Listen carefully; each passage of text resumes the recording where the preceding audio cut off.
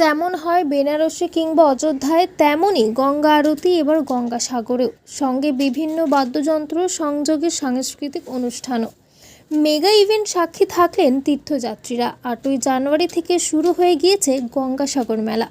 14 তারিখ রাত থেকে শুরু হবে মকর সংক্রান্তির পুণ্য স্নান। 15ই জানুয়ারি সোমবার পুণ্য স্নান।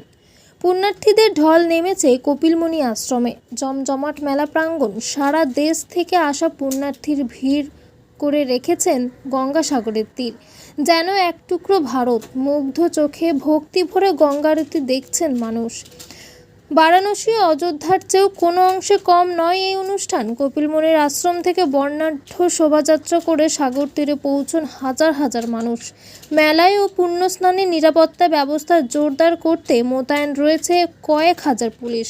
পাশাপাশি সাগরে পুণ্যস্নান দুর্ঘটনা এড়াতে মোতায়েন এনডিআরএফ ও ডিজাস্টার ম্যানেজমেন্ট টিম। পুণ্যস্নান উপলক্ষে যেমন আলোয় উদ্ভাসিত কপিলমুনি আশ্রম, তেমনি মহাসাগর আরতি।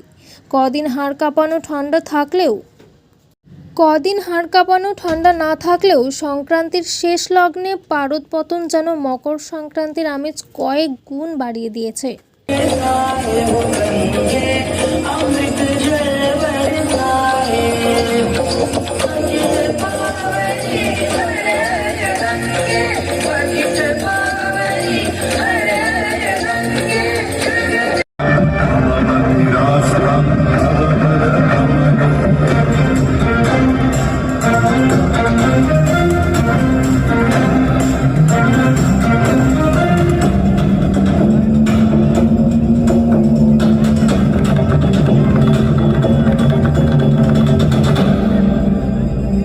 Ati Bodhari